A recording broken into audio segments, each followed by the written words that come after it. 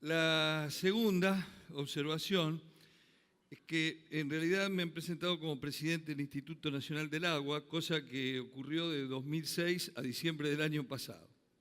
En realidad yo estoy aquí como... Perdón. ¿Cuál es para señalar? ¿Esta? ¿Cuál? Ah, no tiene... Ah, se pierde en la pantalla. Bueno, no importa, gracias. Yo vengo acá como matriculado honorario, cargo que me confiriera el presidente en junio del año pasado por los 50 años de activo integrante del Consejo Profesional de la Ingeniería de la provincia de Buenos Aires. Y la tercera observación es que no les voy a decir la verdad, porque les voy a decir mi verdad, lo que yo pienso sobre un tema que es bastante complejo, sobre todo porque nadie le dice la verdad al público, y yo no voy a ser el primero tampoco. Y voy a dar mi opinión. Eso no significa que sea la verdad, porque no existe. Todos tenemos derecho a tener la opinión que nos corresponde. Solamente les voy a plantear la mía. El problema está siempre vinculado ahora últimamente al tema del desarrollo sostenible o sustentable. No vamos a discutir eso. Lo que sí es cierto es que yo soy ingeniero y como ingeniero tengo una visión ante la realidad y la calidad de vida de las personas que forman mi sociedad. Y mi función, y la de creo que todos nosotros, es mejorar la calidad de vida de esa gente. Y ello no se puede lograr simplemente dejando que la naturaleza funcione por sí misma. Porque eso nos va a llevar a una cosa que creo equivocada y que es al subdesarrollo sostenible. Nosotros tenemos que llegar al desarrollo sostenible, es decir, tenemos que hacer nuestras obras, tenemos que tener cuidado obviamente con el ambiente para evitar que nuestras obras sean perjudiciales para la sociedad. Pero primero para nosotros está la sociedad. ¿Cuál es el problema de la Argentina? Me voy a referir a lo que conozco, que es mi país, dentro de lo poco que uno sabe. Fíjense ustedes una cosa interesante, a nosotros nos pintan de verde en las Naciones Unidas, en la UNESCO, en todos los libros, nos sobra el agua. Tenemos 22.500 metros cúbicos por habitante año. Y el estrés hídrico es para 1.500, o sea que nos sobra, podemos regalar el agua al mundo entero. Y no es verdad, no es verdad, porque la mayor parte de esta agua proviene de una cuenca, que es la Cuenca del Plata, y pasa derecho por el Río de la Plata y va al Atlántico. Y nuestro país tiene un 61%, que lo he puesto azul porque debería aparentemente ser, obviamente, húmedo para un país que le sobra el agua. Y sin embargo, si ustedes se fijan, es árida. El 61% de la superficie de la Argentina es árido. Tenemos un porcentaje del 15% que es semiárido y el 24% de nuestra superficie es húmeda.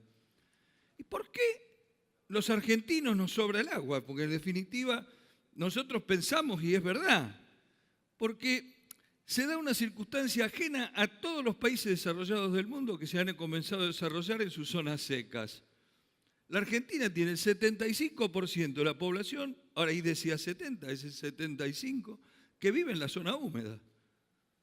Y hay un habitante por kilómetro cuadrado en ese 60% de zonas áridas. Entonces, claro, el problema de la Argentina no es tanto conseguir agua para las regiones urbanas densamente pobladas, sino sacarlas de allí cuando llueve. ¿Está claro? Entonces vivimos en un mundo un tanto equivocado. Bueno, nosotros tenemos problemas muy diversos porque la Argentina tiene todos los climas y todas las orografías. En esta zona, que es una zona, por ejemplo, del centro del país, en Córdoba, es muy fácil hacer un ordenamiento territorial porque uno sabe que en algún momento hubo un hecho episódico que llegó hasta determinado lugar y los geomorfólogos definen hasta dónde se puede construir o no.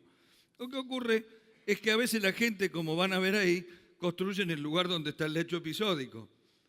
Pero eso ya es otro tema, ¿no? Ese ya es un problema de control, no es un problema de conocimientos.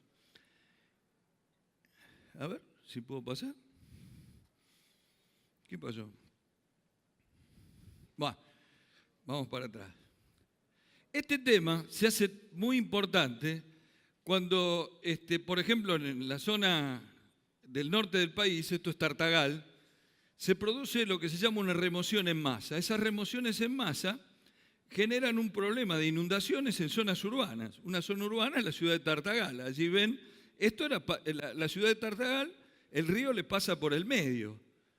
Y al producirse una remoción en masa, se produce todo un efecto en el cual la inundación no es solamente de agua, sino de agua y barro, lodo. Y ahí hubo un problema muy serio porque la gente siempre tiene, bueno, esto es un tema que ustedes como ingenieros comprenderán, al público no le interesa, ni a los periodistas menos, cuál es la solución. Lo que le interesa a todo el mundo es quién es el culpable, porque a alguien hay que echarle la culpa. Entonces, lógicamente, el primer problema era la deforestación. Como además es un buen culpable habitualmente, la deforestación, todo el mundo, y casi le hacen decir a la presidenta que era la deforestación. En su momento, afortunadamente, se le advirtió que esa zona no se podía forestar, porque tenía 15% de pendiente y ahí crece solamente el aliso y el palo bobo, y eso cuando viene una tormenta se va, y después no quedan las cicatrices porque crecen inmediatamente otra vez. Entonces, parece que nunca hubiera habido estas remociones en masa, hasta que le toca a una ciudad. Cuando le toca a una ciudad nos damos cuenta que eso ocurre. Y lo que ocurre es que la ciudad está mal ubicada. ¿Cómo hacemos para cambiarla, no? Bueno, este es el tema de las inundaciones a las cuales no me voy a referir. Yo me voy a referir a las inundaciones que se producen en la zona pampeana, en la zona, digamos, lo que se llama la pampa húmeda, y que es la zona que tiene la gran parte del Producto Bruto Exportable de la Argentina, tiene una serie de cosas importantes, están las grandes ciudades. ¿Y qué es lo que ocurre? En esas zonas, caramba, ¿qué pasó? Ahí, acá estamos viendo una ciudad pequeña que es San Antonio de Areco, inundada. Fíjense ustedes la inundación, la importancia que tiene, que esto que se ve ahí es un puente de color rosa, por lo tanto el río tenía un ancho inferior a ese color rosa que está ahí, porque el río pasaba por debajo del puente. La inundación generó todo un grave problema. Este tipo de inundaciones, Areco, Pergamino, etcétera, se pueden prever porque viene el agua de alguna manera desde aguas arriba en un cauce y el cauce se expande. Entonces eso hasta ahí íbamos bien, hasta ahí entendíamos el proceso, de ahí a que uno le hiciera caso es otra cosa, pero se entiende bien, se puede analizar. Pero, digamos, el caso opuesto, en el que ahí se tardarán 2 o 3 días para saber que viene la inundación, o 4 días, 5 días, uno más o menos tiene un tiempo.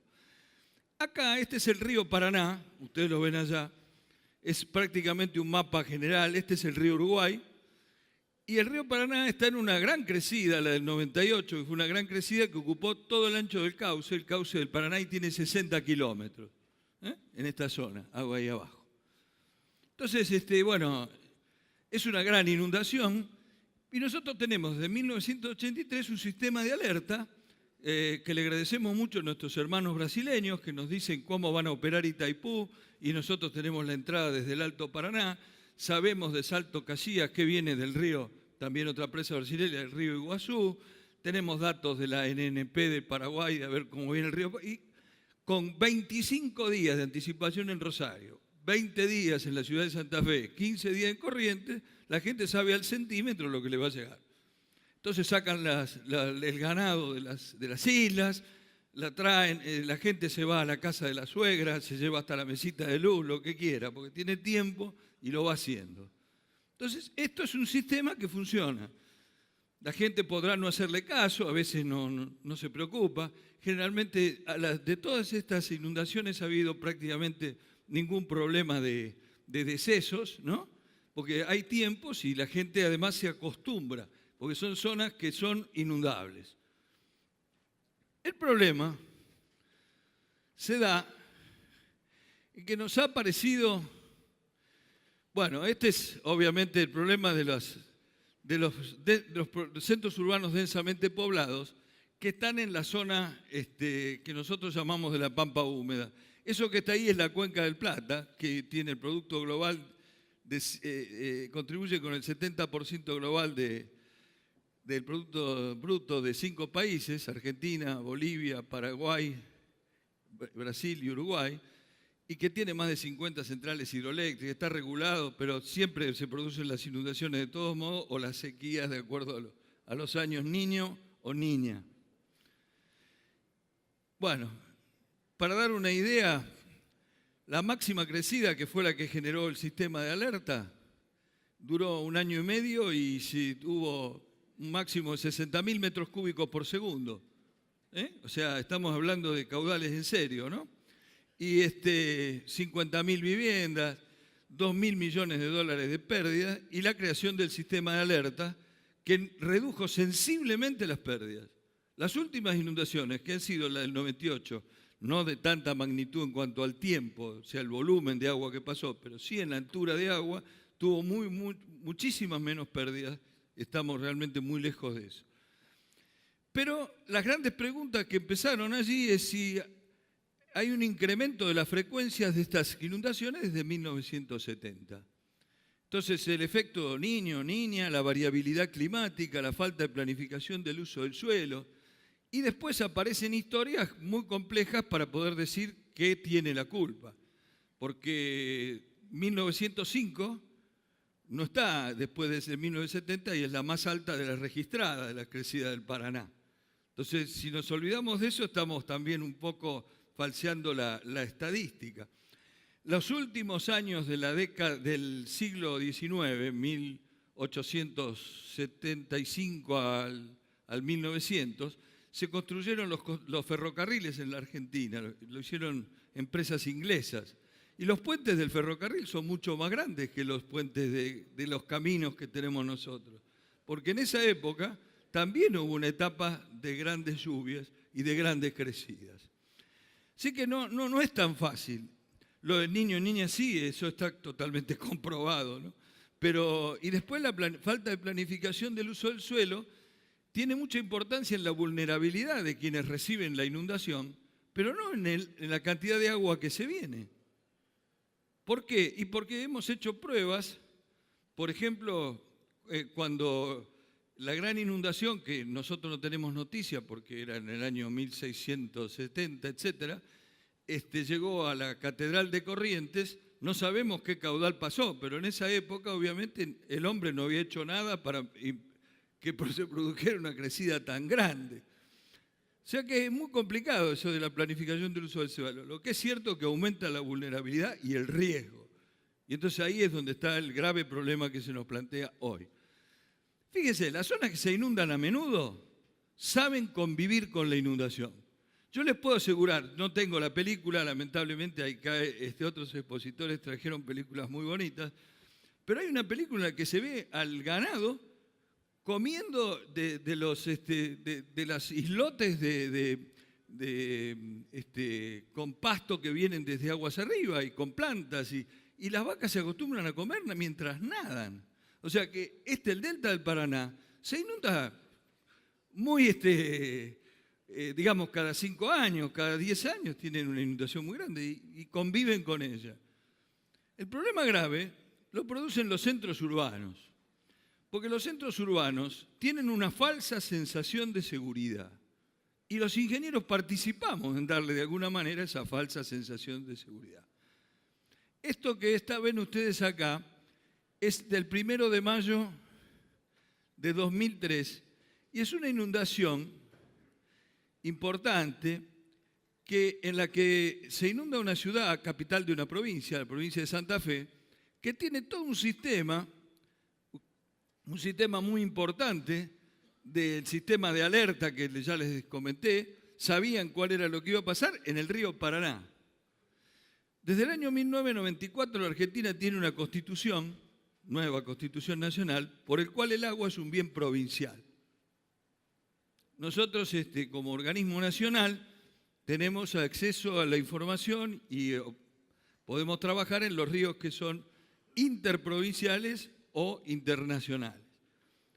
La ciudad de Santa Fe se inundó cuando nosotros teníamos una estación de alerta sobre este río que ustedes ven ahí, que se llama Río Salado Santafesino. Pero hubo que sacarla porque nosotros no la podíamos mantener, no nos permitían, porque pertenecía a la provincia y no a la nación. De modo que cuando vino esta crecida, no se inundó por el río Paraná.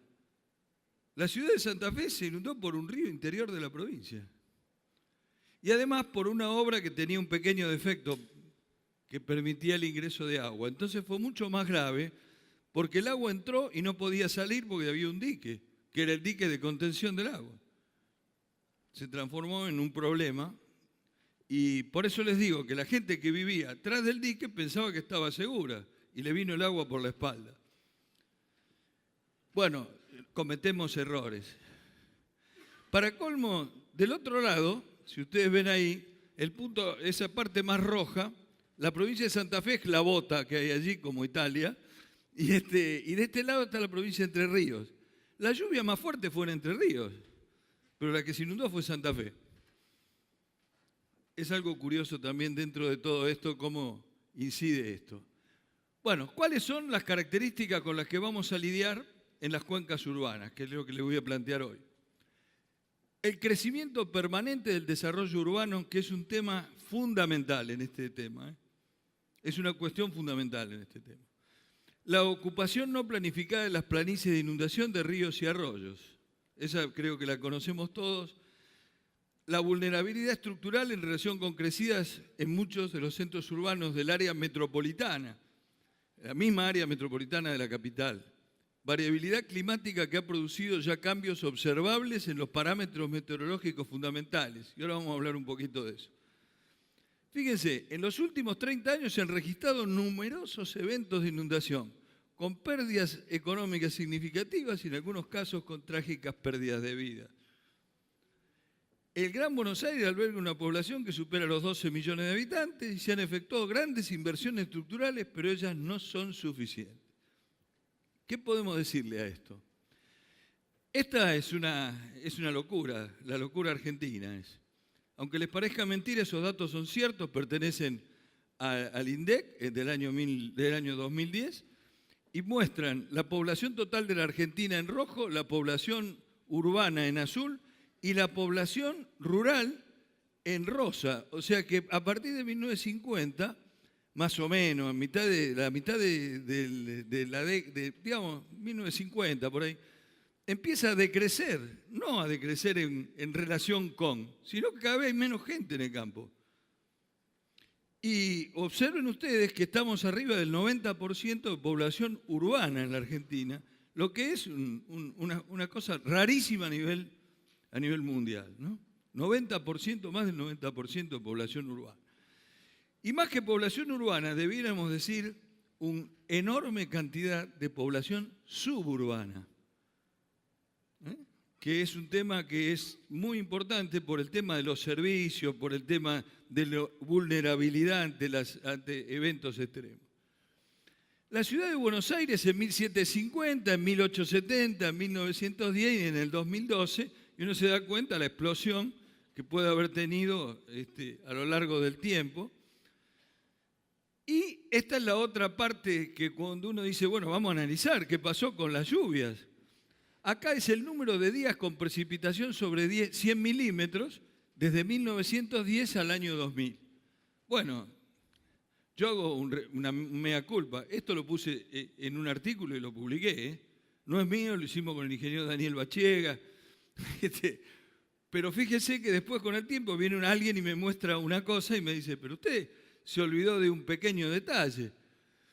En un diario sacaba el lunes 4 de junio de 1900, dice 100 años atrás, el diario este ya existía, La Nación, 100 años atrás, en el año 1900, y muestra que los barcos entraban hasta la avenida Triunvirato en Buenos Aires y era la segunda inundación que habían tenido.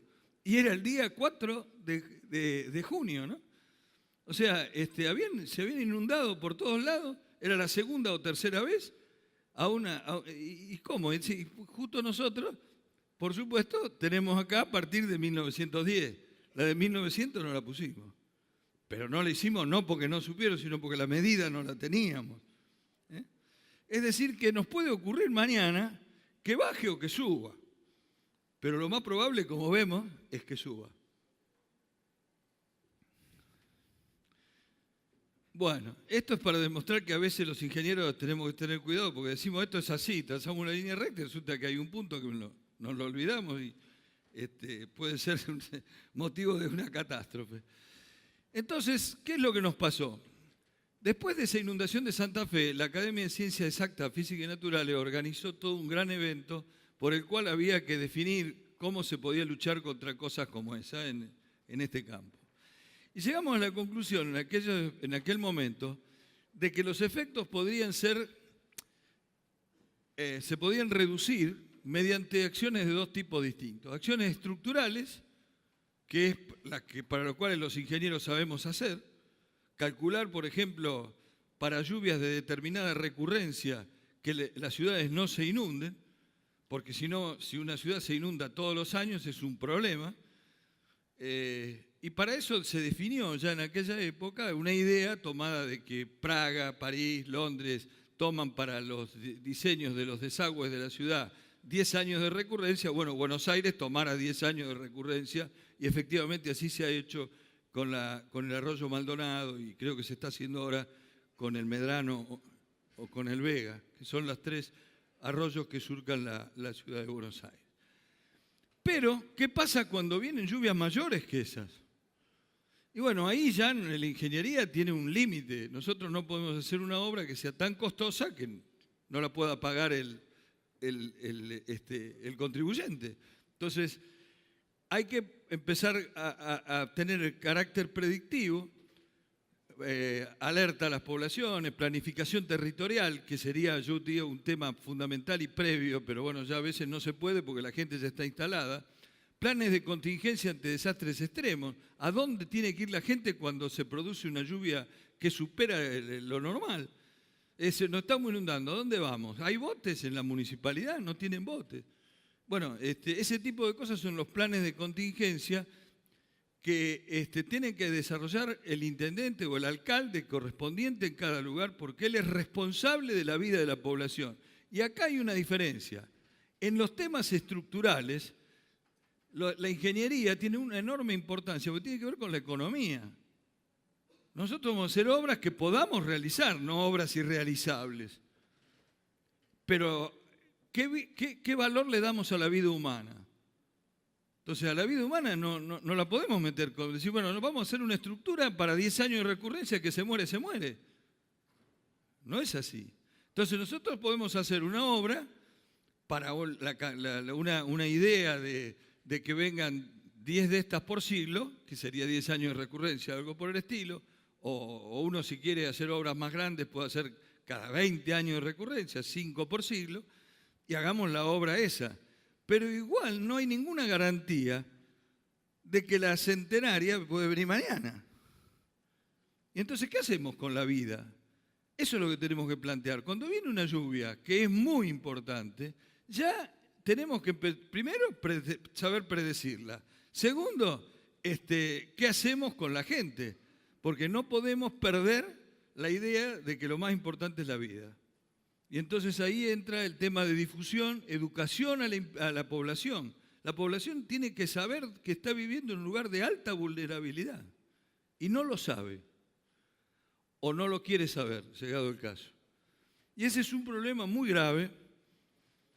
Fíjense que nosotros hemos tenido, yo no sé si se alcanza a ver allá se ve mejor, porque acá, alrededor de la ciudad de Buenos Aires, varias lluvias muy importantes que han producido inundaciones en los últimos tiempos, como esa que yo les comenté en Santa Fe, en Pergamino, en San Antonio de Areco, en Villa Elisa, muy cerca